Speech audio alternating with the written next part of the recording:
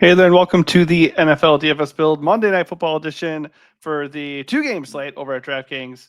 So it's a little bit better than a showdown for sure. We can look to potentially win some cash here. That is the goal every time, walking you through the best plays of the slate. Last week for the main slate, certainly had some good calls, Taylor and I, but some of the chalk just busted. Chuba Hubbard was one of them that just did not hit at all. Kyler Murray also did not hit either. So hopefully you had a lot of exposure to that Bills-Lions game because it was basically that or bust. It was pretty gross. Let me get myself up on top here so you can see everything I'm looking at. But anyways, if I can help you out at all, or if you just like having free advice in general, smash that like button. Also subscribe to the channel so you can get alerted to future videos just like this. So I'm going to go position by position. I'm going to do this two-game slate instead of the showdown slate. You can apply any of the things I say to the showdown games if you want to. Just not going to waste my time with showdowns if I can do a two-gamer. All right, so at quarterback, you have four options. Sam Darnold has the best projection. He's going to have the most ownership. He's also the most expensive. I think Darnold is definitely the safest play on the board. There's really no getting around that. And everything does point to him being the play. I think considering the ownership being relatively split across the other three options, I think I would certainly have most of my exposure going to Darnold. The only issue is he is kind of expensive. He's very expensive relative to the slate. Everybody else is below 6K and he's pushing 7K. The Bears are not really that friendly of a matchup, but he did have 24 fantasy points last time he faced them this year. So it's not like he can't beat that matchup. And last time he played, week 14, he had 37 fantasy points against the Falcons. So really massive ceiling. He's feeling pretty good. He's at 19 plus fantasy points in each of his last four games, and he's been pretty consistent and reliable throughout the year. This is more of a price and ownership play for me to maybe get away from Darnold a little bit. Desmond Ridder definitely stands out as a punt at 4.8K against the Falcons, who have been horrendous lately. Obviously, they are the matchup that Darnold thrived in last. And just in general, Atlanta's been a team we can attack defensively. Ridder also gets some revenge here because he was drafted by the Falcons. And there's also the fact that he is very, very cheap and he does possess dual threat ability. So if Aiden O'Connell is indeed out, I think Desmond Ridder is kind of interesting. And like I said, the other three guys are just kind of split ownership. So this is a price play, and the fact that he projects better than Caleb Williams and Kirk Cousins. So I do like him. I would probably refresh and see what the ownership is looking like closer to lock. If it looks like Ridder is going to end up being really chalky at that price, then I have no problem going up to Darnold or pivoting to one of these other guys who are also pretty cheap. So Caleb Williams looks decent at 5.7K in his last game against the Vikings earlier this year. 3 weeks ago, he had 29 fantasy points. He had 26 fantasy points the game after that against the Lions. He certainly displayed a ceiling and a floor. Last game against 49ers, he only had 15 fantasy points. So, you never really know what you're going to get with Caleb Williams. The nice thing is the Vikings are a pass funnel defense, and he did crush against them last time out. So this game is on the road. The Vikings have to win this game to keep pace with the Lions, who just lost, if they want to have a shot at getting the NFC North title this year, and obviously a shot at the number one overall seed in the NFC. So I would imagine the Vikings are going to be pretty motivated here, and I would not be surprised at all if Caleb and the Bears get kind of just shut down. But there is that potential for him to display the ceiling that we saw a few weeks ago.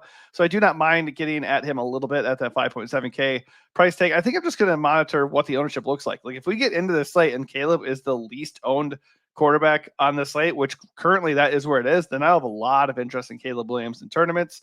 The Vikings can be very stingy, but honestly, the Vikings are going to put up points. So either they're going to kind of direct the production to the air because they're very good, they're pretty good against the run, or the Bears are just going to be from playing from behind, and we can maybe just get there based off volume and necessity out of Caleb Williams. Either way, he is a really solid play in tournaments if he's the lowest owned guy on the slate. Lastly, Kirk Cousins has been really, really bad. He hasn't even thrown a touchdown in any of his last 5 games. So I'm not super eager to go play him. Has it been 5 games? No, it's been 4 games still. He's had 8 interceptions against no touchdowns during that stretch. It's been a rough one for the Falcons, who have slid considerably. They were 6-3, and now they're 6-7. So they really, really need to win to get back on track and have a chance in the NFC South, or just a chance at the playoffs in general. Basically, NFC South is their only way in at this point. So I would imagine at some point Kirk is going to bounce back. It's very possible he is just completely washed and this is the beginning of the end for him. But if he's going to get it figured out, I'd imagine today is the day. He is only 5.5K, so he is the third most expensive quarterback on the slate. He does come in with the worst projection. So I'm thinking it's very possible the value of Ritter and the projection might play into Kirk slowly inching towards being the lowest owned quarterback on the slate. Because of that, I do have interest in Cousins. Cousins does have a low floor. The form is really bad. But the Raiders are a pretty good matchup, especially with Max Crosby done for the year. So without that, extra pass rush on the outside, I think Cousins should be a little bit more comfortable than he has been lately. And to be fair, his matchups have not been the kindest. I mean, the Vikings are not a very fun matchup. He had to go on the road and play against them. Typically a pass funnel defense, like I said, he did put up 344 yards. Another reason to be a little bit interested in Caleb. But he's been otherwise running into some tough defenses, Chargers and Broncos, not easy draws at all. So I would not be shocked if he gets back on track here. That said, probably the least appealing option of all the quarterbacks, just based off of how he's been performing. And when you factor in ceiling, price, and matchup, still in play. But I think if I had to pick a guy to really hang my hat on, it's going to be Sam Darnold. Chalk be damned. But if you want to get different, I think honestly Caleb Williams is looking like the most interesting way to get different. If he's projected as the lowest owned option, and yet he's right there in terms of projection with Ritter. And who wants to really trust Ritter? I know he's only 4.8K, but when do these guys under 5K actually pan out? Pretty rarely, right? So if the field is going to go towards Ritter, I have no problem paying up for Darnold or just paying up a little bit more and getting Caleb. At running back, Bijan Robinson is going to be monster chalk. I mean, 94%. I don't know about that, but on a 2-game slate, it'll be close. So at 7.6, the price is not amazing, but we're going to probably save in a good amount of our lineups at quarterback and some other spots too. So Bijan, honestly, all things considered, 7.6 isn't enough. He probably should be at like 8.5 on this slate because there's really no other running backs that we should feel amazing about. Bijan against the Raiders, it's a pretty good matchup. So, and he's just been crushing like every game. He's just getting it done. Last game against the Vikings, who do have a good run defense, he still got 20 fantasy points. Against the Chargers, he had 28. He did have a bad game 3 weeks ago against the Broncos, but other than that, he's had 20 plus fantasy points in 4 of his last 5 games. Just has a huge role, monster upside. There's just no reason to fade him at all. I guess you could say, the Falcons just have not been good. Maybe finally Bijan will have another floor game, and then you can get an edge on 94% of the field. It just doesn't seem necessary. Like, I don't think that's the way we need to get an edge on the slate, and I'm just not going to do it. I'm just going to eat the Bijan chalk and move along. Sincere McCormick, almost 50% chalk. That is chalk that I do not mind getting away from. The Falcons are obviously going to be highly motivated to get the win. The Raiders have nothing to play for. And the Raiders backfield is really messy. It's not really fun to figure out. What's his name? Amir Abdullah would be getting starts. And then like last game against the Buccaneers, he had 1 carry for 1 yard. And we also have Alexander Madison back in this game. He's 5K flat. So I just don't see how one guy clearly is the play for the Raiders. And it's also the Raiders. Like, how reliable are they in general? Not very. So not really a spot I want to attack personally, especially if he's going to be that chalky. And even if it's Madison coming in at crazy chalk at 5K, I'm not super excited about Raiders running backs on this slate. So I'm just going to, put my foot down there. And that is my flag plant at running back, eating the Bijan chalk and not playing Raiders running backs. One big reason is because I am all for the Aaron Jones chalk at 6.5K. I think this is a really good spot for the Vikings run game. Let me actually pull up the matchup numbers here just to make sure. I'm pretty sure the Bears have been not great against the run for fantasy running backs. Yeah, on the season, bottom 5, and last 4 weeks, bottom 4. So, it's been a really good spot. I think Aaron Jones is going to smash here. He's had some fumble issues, but, the role has still been there. 13 carries and 15 total touches last week. He got in the end zone 2 times he's got in the end zone every single time in the last 3 games. So 16 plus fantasy points in 2 of his last 3 games, 10 plus fantasy points in all those games. So pretty safe. 6.5K is a little bit expensive, but he projects pretty well. And, he's favored to win and the matchup is great. So I'm just honestly going to eat the Bijan Aaron Jones chalk at running back and move along. Don't really feel compelled to force a third running back into my lineups on this slate. Only guy I would maybe consider would be Travis Homer if he starts and DeAndre Swift ends up missing this game. Let me check the status because Rashawn Johnson for the Bears has already been ruled out, and DeAndre Swift is questionable. I think DeAndre Swift is totally in play at 5.6K if he's in. He does project well, but that's probably based off of getting a touchdown and racking up some catches or something, because the Vikings are not a fun defense for running backs at all. They are top 10 against fantasy running backs over the last 4 weeks. And on the year, they rank third. That's third fewest fantasy points allowed to running backs on the year. So just not a spot I really want to attack. I think the Swift price, if he's in, is nice. I think the projection is nice, and his ownership is not out of control. However, if he's like firmly in a full go, I would imagine he starts taking away a little of that ownership from Raiders guys like McCormick and Madison. And if that does end up being the case, I'd even have less interest in him because chalky Swift just feels gross. Honestly, I think it's pretty simple and easy on this slate. I think the best ways to get different are actually going to happen at tight end and wide receiver. I think we should eat a lot of the Sam Darnold chalk. We should eat the Bijan and Aaron Jones chalk. And just if you're running a lot of lineups, just get a little bit different at quarterback with the guys that you feel the best about with like pivots off of Darnold. It probably does it for running back. I mean, like you can look at Algier at 4.4K if you think he's going to come in and vulture a Bijan score or something. I think that's fine. I think the Falcons are going to be playing with a lead. The matchup is okay. The Raiders kind of middle of the pack against running backs on the year. Yeah, so it's not like a scary matchup or the most amazing matchup, but it's fine. So there is that. Algier could come in and vulture Bijan. You can pair them together. It's not the worst idea in the world. But yeah, nothing else is really calling to me there at all. All right, so let's kick it over to wide receiver. Never going to tell you not to play Justin Jefferson. He's coming in at pretty high ownership. Last time he faced the Bears, he was pretty quiet. Only 2 catches on 5 targets in a game where they put up 30 points, and Darnold had a pretty good game. He only had 4.7 fantasy points. He had a pretty quiet stretch in general where he had over 14 fantasy points just once in 5 games. And then last week against the Falcons, he erupted for 35 fantasy points. So he does not have that same amazing matchup. He does not have the Falcons across from this time. He has the Bears, who do have a decent defense. And more specifically, they did shut him down, whether that was by design of them not really caring or, them just being that good. That's up for you to decide. But I think it is kind of a little bit of both. I think the Bears just kind of do have a good pass defense. On the year, not lately, but on the year, they do rank number 1 against fantasy wide receivers. So that is not nothing. I don't think it's like a terrible idea to go really underweight on Justin Jefferson on this slate. It's always scary because it's only 2 games. So if Jettis comes out and gets 35 fantasy points again, you're not going to win. You're going to lose. It's kind of like on a 2-game slate when I say, oh, you can fade Giannis. You can, but if Giannis gets 70 plus, you're in big trouble. And if he does get 70 plus and you fade, you need 1 or 2 other guys in your lineup to get like 60. So luckily, by the way, the other day when I suggested that, it did actually work out. You could have still cashed without Giannis, but more often than not, you need more than that. You still, like, the winning lineup is probably going to have all those guys that went off, right? Unless they're all like 10K or something. Point being, I think because the matchup and because the Vikings are probably going to end up being favored and there's Aaron Jones there and they do have other weapons, I think we can be underweight on Jefferson here and just hope that he doesn't completely tank, completely nuke the slate.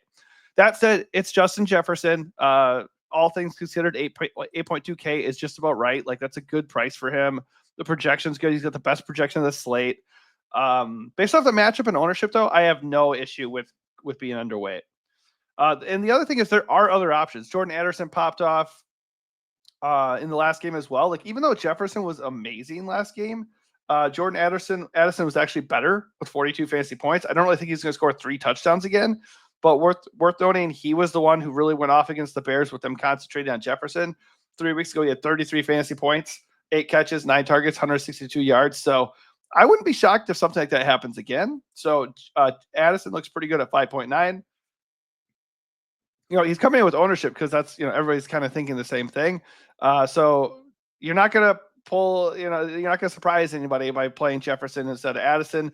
I don't think I would really go out of my way to pair them. I think it's not that realistic to expect them both to get 30 plus fantasy points again. Not impossible. Like, you can do a full Darnold stack with Jettis and Addison, and certainly that could be fine. You could certainly make it out. I just don't think that's likely to happen 2 times in a row. So I would probably, in most of my lives, I would make a rule to only use one of those guys in my lineups.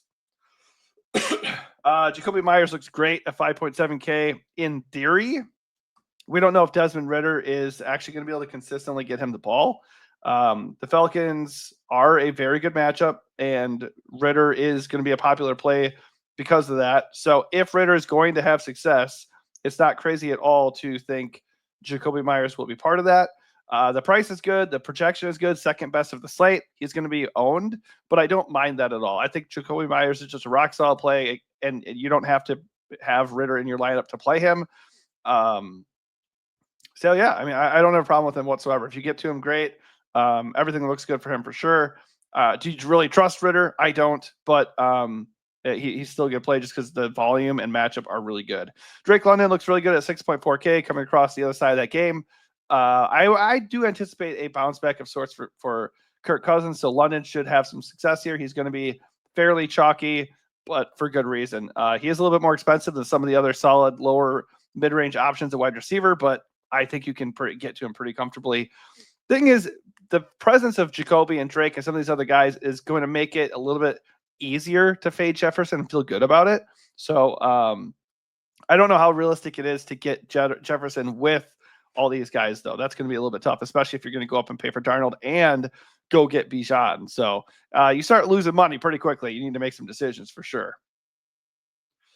All right, so DJ Moore, Keenan Allen, and Rome Odunze, they all look really good against the Vikings because it's a pass funnel defense. Keenan Allen in particular had a lot of success against them the last time he faced them, and they're all really cheap. They're all under 6K. I think obviously DJ and Odunze are your home run hitters. DJ's under 40% owned. Rome Odunze is under 25% owned. I think of the three, my favorite option is Rome because he's cheaper. And he's way less owned. So Odunze looks really interesting. You know, last time he faced the Vikings, he was kind of quiet. 5 catches, 10 targets, 8 fantasy points. But last week against the 49ers, he popped off for 2 touchdowns. So he does have a ceiling. I think, you know, just the fact that people are going to be overlooking him on this slate makes him really interesting. DJ Moore and Keenan Allen are both rock solid plays. I think I prefer Keenan Allen based off of salary and volume. He was very, very active against the Vikings. Last time, I fully expect that again, and he also is less owned than DJ Moore. So DJ Moore is totally playable. He's not even 6K. We know he's got the best ceiling, the best projection of those Bears wide receivers, but he's also the guy Minnesota is going to be trying to stop the most. So if he's going to be the most owned of those guys, I will be personally focusing on Keenan and Rum. Those are just 2 really easy ways to get exposure to the other side of the Vikings game and not eat chalk. Get some contrarian options there. Get your lineup a little bit different.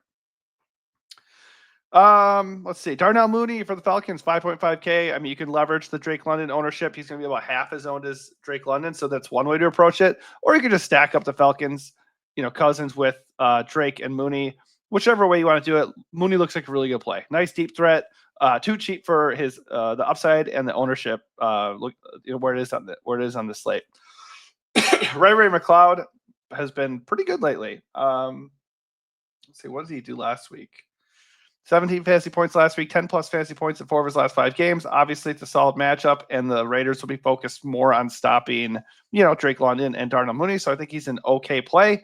Not the best projection in the world, but he's not very owned, and he's pretty cheap at 4.5. So he could be one guy that we look to if we want to go pay up for Jefferson.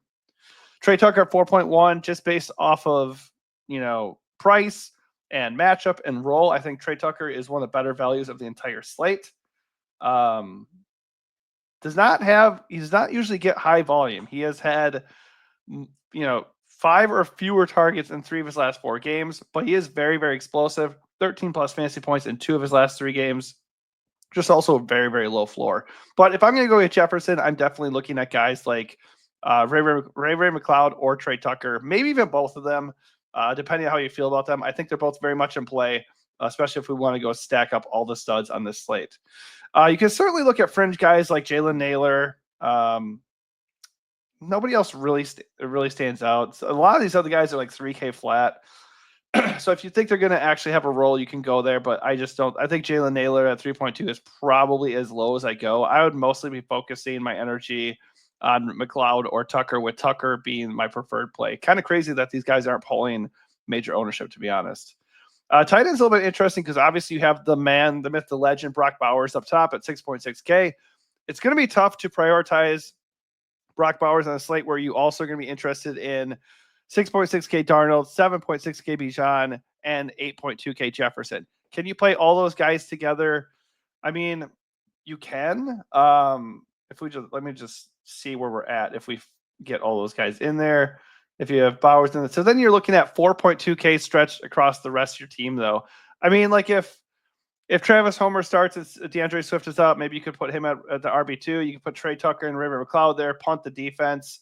So it's doable. I just think it's stretching yourself a bit thin. So I think at some point you do have to probably consider in the majority of your lineups, not paying up for one of those core plays. Those guys are all core plays. They all look really good. Bowers has a massive ceiling. I just think personally, based off of matchup and price, in ownership, I think the guy to fade on this slate might be Justin Jefferson of that core. I think Bijan is a must. I think going from Sam Darnold to one of these other quarterbacks, unless it's Ritter, doesn't really save you enough, and you're also sacrificing a really good floor. Whereas I think fading Jefferson is scary, but there's a lot of good plays at wide receiver that could get there, and they're significantly cheaper. So Bowers is a difficult fade for me. I think he looks awesome, pushing for a 20-point fantasy projection, one of the best projections on the slate. But because he plays tight end, he's not carrying the monster ownership that somebody like Jefferson or Bijan are going to carry. So for that reason, I'm very, very high on Bowers on the slate. I think he gets going. He was very quiet last week, but this is a really good spot. Let's see, Falcons. Falcons not necessarily atrocious against tight ends on the year. So the matchup itself does not really call to me, but in general, Atlanta's defense has not been very scary. So I think because Bowers is not your traditional tight end and he's used basically as their wide receiver one, I think we can, look past that. Now, if you are worried about that whatsoever, or you just don't trust Ritter, you certainly could fade Bowers based off of price and ownership. He is going to push 40% ownership. He is almost 7K, and there are other tight ends to consider on this slate. First one I would consider if I'm not going to play Bowers, and maybe even if I am, because you can play a second tight end if you want to, would be TJ Hockenson at 4.8K. He looks totally fine. He is going to go up and down, but if you're going to fade Justin Jefferson, he is very interesting. The Bears have been a bottom 15 defense against tight ends over the last 4 weeks, and same really on the season. So it's a decent matchup. Let's see how he did last time he faced the Bears. He put up 21 fantasy points. So, yeah, it's a pretty good spot for him. He thrived in it last time. And if Jefferson isn't going to get there or Addison isn't going to get there, pretty decent chance Hockenson does. So I think you just need to use Hockenson in lineups where you're not playing one of those other Vikings wide receivers. Kyle Pitts, in theory, also looks good. He's going to be way less owned than Hockenson, and he's also $900 cheaper. 3.9K against the Raiders looks pretty good. Raiders have been third worst against tight ends on the year, and they're still bottom 5 over the last 5 weeks. So everything looks good there for Pitts. Do you trust Kirk Cousins? Do you trust Kyle Pitts even? That is open for debate, but he's very cheap in a really good spot. He's been bad. I mean, like really bad. He's had less than 3 fantasy points in 4 of his last 5 games. Like that's how bad he is. So I'm not making Pitts a priority, but he projects okay. He's not crazy owned, and it is a smash spot. So I do think this could be a good Pitts game, especially with ownership probably coming in even lower than what we're seeing. But it's a low floor risky play for sure. I mean, Cole Kmet at 3.8 is a good pivot there. You can be even less owned, projects about the same. And then everybody else, you're just hoping that they get a random touchdown like Michael Mayer, Josh Oliver. Like these guys are just major reaches. I would definitely not want to go out and play those guys. It's just even the savings isn't enough to get me interested. Because honestly, tight end is pretty good. Bowers is a smash. Hockenson looks good. And Pitts is a high upside GPP play. But I am only focusing on those 3 guys for the most part. I mean, Kmet is kind of interesting just because he can blow up and get touchdowns. He can, out of nowhere, be really involved in their offense. Against Minnesota, 10 targets, 7 catches as they were playing from behind, 13 fantasy points. So I think he's in play and would be an interesting pivot off of Pitts if Pitts ended up picking up ownership. Defensively, it's a total crapshoot. I'm not really worried about defense. I think punting with the Raiders and the Bears is not something I'm very excited about just because I don't really think they're going to shut these offenses down. Now, and Raiders don't even have Max Crosby anymore. That said, I will say the Raiders really don't have anything to lose, and Kirk Cousins has been horrible. So even if the Falcons win this game, it's very possible they only win like 17-10 or something, and Cousins gets sacked a bunch and throws a bunch of picks, because that's what he's been doing for like 4 games in a row. So I think the Raiders at 2.5K are a totally fine try. The Bears in general are good defensively, so in theory they look like value. So I don't have a problem with them. I just think for the most part, if my lineup can afford to do it, I'm going to go up and get the Vikings, because I think they're or the Falcons. Although I trust the Vikings way more. I think it goes Vikings, Falcons for me here. Typically, I do not like to pay for defense, but I just don't see where the value is coming in the Bears at 2.3K. If the Bears going to come in here and just get like lit up by the Vikings or something. I mean, 3 weeks ago against the Vikings, they did get 3 sacks and a fumble recovery, but they give up 30 points and they got 4 fantasy points. So that isn't going to get it done most likely. You need to kind of hit the perfect lineup on 2-game slate. And I don't really believe that the Bears or Raiders are going to get us there. They give us salary relief, but like I said, I think we have enough of that.